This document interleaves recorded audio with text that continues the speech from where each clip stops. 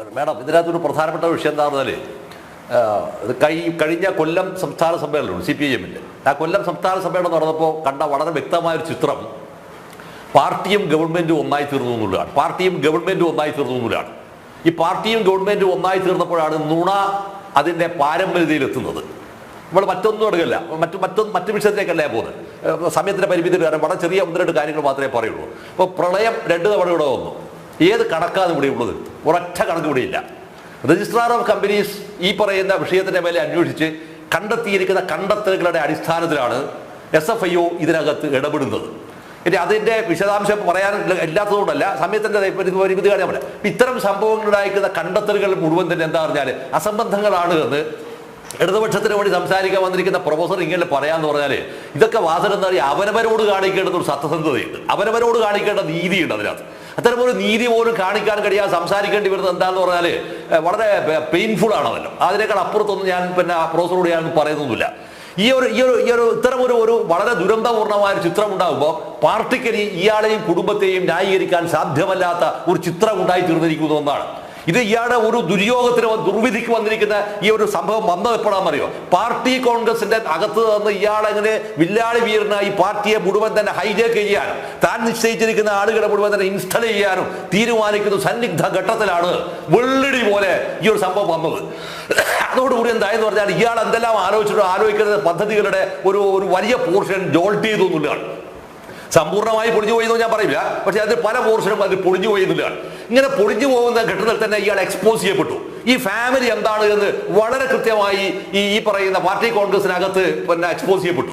ഇങ്ങനെ എക്സ്പോസ് ചെയ്യപ്പെട്ടിട്ട് പോലും ഇതിനെ ന്യായീകരിക്കാൻ ആളുകൾ ഇറങ്ങിപ്പെടുന്നു പറയുമ്പോൾ അതിന്റെ സങ്കടകരമായ അവസ്ഥ എത്രയാണ്. ഇത് വല്ലാത്തൊരു വിഷയം ഞാൻ പറയുകയാണ്. ഇവിടെയാണ് ഈ ആശാ വർക്കേഴ്സിന്റെ സമരം. ആശാ വർക്കേഴ്സ് സമരത്തിൽ 53ാമത്തെ ദിവസം നടക്കുന്നത്.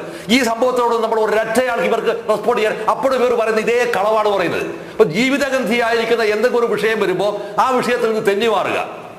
രജിസ്ട്രാർ ഓഫ് കമ്പനീസ് നടത്തിയിരിക്കുന്ന അന്വേഷണം എന്താണ്? ആ അന്വേഷണം തെറ്റ്. ഞാൻ തിരിച്ചു ഒരു കാര്യം ചോദിക്കട്ടെ, ഈ പ്രൊഫസറോട് ഞാൻ ചോദിക്കട്ടെ, ഈ പ്രൊഫസറോട് ഈ കേരളത്തിൽ നടക്കുന്ന ക്രൈംബ്രാഞ്ചിന്റെ ഏത് അന്വേഷണമാണ് സത്യമായിട്ടുള്ളത്? ഒറ്റതിന്റെ പേര് പറഞ്ഞ ഒരു അന്വേഷണത്തിന്റെ പേര് പറഞ്ഞ ആരെങ്കിലും ഇവർ പ്രതിക്കൂട്ടുകാരിയുണ്ട്? എത്രയാളെ പ്രതിക്കൂട്ടുകാരിയുണ്ട്?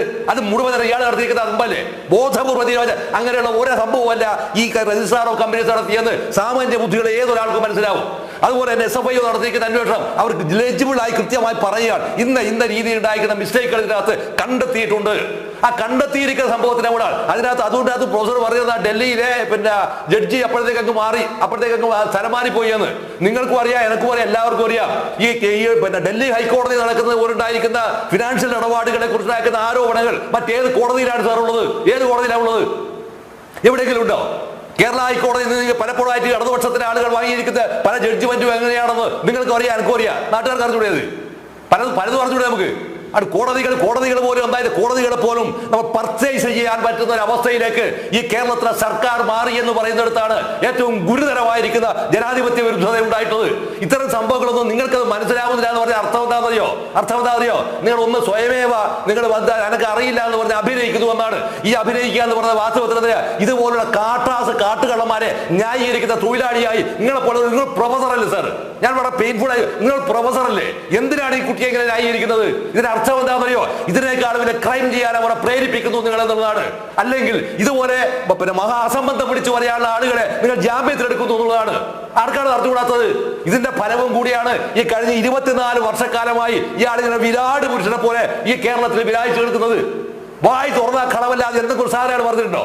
വായി തുറന്ന കളവല്ലാതെ ഏതെങ്കിലും സാധനങ്ങൾ പറഞ്ഞിട്ടില്ല. ഈ കേരളത്തിനകത്ത് വൊക്കാബുലറിക്കകത്ത് പുതിയ ഒരു പദപ്രയോഗം വന്ന ആരിൽ നിന്നാണ്? ജീവൻ രക്ഷ അല്ലേ? ഈ ജീവൻ രക്ഷയുടെ സാധനമല്ലേ ഇന്ത്യ മുഴുവൻ വ്യാപിപ്പിക്കണമെന്ന് സ്റ്റേറ്റ് കമ്മിറ്റി മെമ്പർ അയക്കുന്ന ഒരുത്തം പോയിട്ട് ഈ മധുര പാർട്ടി കോൺഗ്രസ് പറഞ്ഞതല്ലേ? നിങ്ങൾക്ക് ഇതൊന്നും തലേ കയറൂല. നിങ്ങൾക്ക് ഇത് തലേ കയറുന്നില്ല എന്ന് പറഞ്ഞ അർത്ഥം എന്താണ്? നിങ്ങൾ ആരുടെ ബോധപൂർവ്വം കളവ് പറയുന്നതാണ്. പിന്നെ പ്രൊഫസർ ജോർജ് എനിക്ക് അറിയില്ല, പക്ഷേ അദ്ദേഹം കോൺഗ്രസ്സുകാരനാണെന്ന് പറഞ്ഞ് ആക്ഷേപിക്കുകയാണോ? അദ്ദേഹം കോൺഗ്രസ്സുകാരന്റെ രാഷ്ട്രീയം പറയണ്ടേ? എനിക്ക് എന്റെ രാഷ്ട്രീയമില്ലേ? ഇത് പറയുമ്പോൾ സത്യസന്ധമായ ഒരു വിഷയത്തെ സമീപിക്കുമ്പോൾ അതിനകത്തൊരു ജനാധിപത്യം ഉണ്ടാവണം. ആ ജനാധിപത്യത്തിന് വരെ എന്ത് ചെയ്യുക? നിങ്ങൾ പറയുന്ന കുറെ ആളുകൾ പറയുന്ന സാധനം മാത്രമാണ് ദേശാഭിമാനിക്കകത്ത്, ഇന്നത്തെ പത്രത്തിന് ദേശാഭിമാനിക്കകത്ത് ഇതുമായി ബന്ധപ്പെട്ട എന്തെങ്കിലും ഒരു വാർത്തയില്ല. നിങ്ങൾ കാണിച്ചു തരാൻ പറ്റും? ഒരു വാർത്തയില്ല. ആ വാർത്ത എത്ര ഭംഗിയായിട്ട് കൊടുക്കുക. ആ വാർത്ത നിങ്ങൾക്ക് ഇങ്ങനെയാണ് എങ്കിൽ തന്നെ നിങ്ങൾക്ക് ഒരു വാർത്ത കൊടുത്തുകൂടി അതിനകത്ത് ഇത്തരത്തിലെ കണ്ടെത്തലുകൾ ശരിയാണ് എന്നാണ് ഞങ്ങളുടെ പക്ഷമെന്ന് പറഞ്ഞിട്ട് ഒരു എഡിറ്റോറിയൽ എഴുതി കൂടി അതിനകത്ത് അല്ലേ, എഴുതി കൂടെ നിങ്ങൾക്ക് ഫ്രണ്ട് പേജിൽ എന്താ എഴുതായിരുന്നേ? അതുകൊണ്ടാണ് പറഞ്ഞത് പാർട്ടി സെൻട്രൽ കമ്മിറ്റിക്കകത്തും പാർട്ടി പോളിറ്റ് ബ്യൂറോയിലും നിലവാരവും വിവരമുള്ളവർക്ക് മുഴുവൻ തന്നെ ഇയാൾ ബാധ്യതയാണ് എന്ന് കൃത്യമായി ബോധ്യപ്പെട്ടിരിക്കുന്നു. ഈ മുടിഞ്ഞ കുടുംബം ചെയ്തു വെച്ച പെടുതി ഈ പൊതുസമൂഹത്തെ നശിപ്പിച്ചു എന്ന് മാത്രമല്ല ഈ പാർട്ടിയെ മൊത്തം നശിപ്പിച്ച് കയ്യിലാക്കി എന്നുള്ളതാണ്. അതിന്റെ ദുരന്തം എന്താണെന്നറിയോ? 1964 മുതൽ 2025 വരെയുള്ള കാലയളവിനകത്ത് ഈ പാർട്ടി എതിർക്കുന്ന ഓരോ ആളെയും അയാൾ നശിപ്പിച്ചു എന്നുള്ളതാണ്. നിങ്ങൾക്ക് അത് വേദനിക്കൂല. കാരണം എന്താ പറയാ, നിങ്ങൾ കോമ്രേഡ് വല്ല മണ്ണാകെട്ടിയ അലകൾ ഒന്നലകള്, അതുകൊണ്ട് ഇത്ര സിമ്പിളായി പറയാൻ പറ്റുന്നത്. പക്ഷേ ആ പൊതുജനത്തോട് ഒരു സാധാരണ പാർട്ടി ഏത് പാർട്ടി സഖാവിനാണ് ഇതിനകത്ത് കറപ്ഷൻ നടത്തിയിട്ടാണ് പറയുന്നവരോട് ഏതെങ്കിലും പാർട്ടി സഖാവ് പറയോ? മുഴുവൻ ആളുകളും പറയും. അവർ പറയാത്തത് ഭയന്നിട്ടാണ് പറയാത്തത്, ഭയന്നിട്ടാണ്. കാരണം ഒരു റേഷൻ പിടിക്കുന്ന ആരും ഒരു അരി കിട്ടൂല. നിങ്ങൾക്കറിയോ അറിയില്ല, പക്ഷെ എന്റെ നാട്ടത് കിട്ടൂല, ഉറപ്പാ കിട്ടൂല എന്നുള്ള കാര്യം. ഇലക്ട്രിസിറ്റി ബില്ലടക്കാൻ കഴിയുന്നവര് ഇത്രമാത്രം ദുരിതപൂർണമായിരിക്കുന്ന അവസ്ഥ പാർട്ടിയുടെ മേൽക്കോയ്മയിൽ ഫ്യൂഡൽ സംഭവങ്ങൾ ഉണ്ടാക്കിയിട്ട് പോലും ആ ഫ്യൂഡൽ സംഭവങ്ങളെല്ലാം ഗംഭീരമാണെന്ന് വ്യാഖ്യാനിക്കുന്ന ഒരു ചിത്രം ഉണ്ടായിത്തീരുക. ആ ചിത്രം ഉണ്ടായിത്തീരുന്നതിന്റെ ദുരന്തമാണ് സത്യത്തിൽ എന്ത് വന്നതറിയോ? അതായത് പല നാൾ കട്ടാൽ ഒരു നാൾ പിടിയിലാണ്. ആ സംഭവം അയാളുടെ മകനിലൂടെയാണ് ആ സംഭവം വന്നത്. ഇപ്പൊ നിങ്ങൾ പറയല്ലേ മധുര പാർട്ടി കോൺഗ്രസിനെ വമ്പിച്ച തിരക്ക്, ഒരു സെക്കൻഡ്, മധുര പാർട്ടി കോൺഗ്രസിനെ വമ്പിച്ച തിരക്കിലാണ്. അയാൾക്ക് തലക്ക് സുഖം സമരം തെറ്റിയിട്ടായിരിക്കും അയാൾ മധുര പാർട്ടി കോൺഗ്രസിൽ ഇപ്പൊ നിൽക്കുന്നുണ്ടാവുക. നിങ്ങൾക്ക് ആ പരിചയമുള്ള ഏതൊക്കെ ഒരു ആളുണ്ടെങ്കിൽ അവിടെ നിങ്ങൾ വിളിച്ചു ചോദിച്ചാൽ മതി അയാളുടെ മാനസികാവസ്ഥ ഇപ്പൊ എന്തായിരിക്കും. Because I know he personally well. അയാൾ സർവ്വ ഇക്വിലിബ്രിയം തെറ്റിയിട്ടാണ്, സകല ഇക്വിലിബ്രിയം തെറ്റു.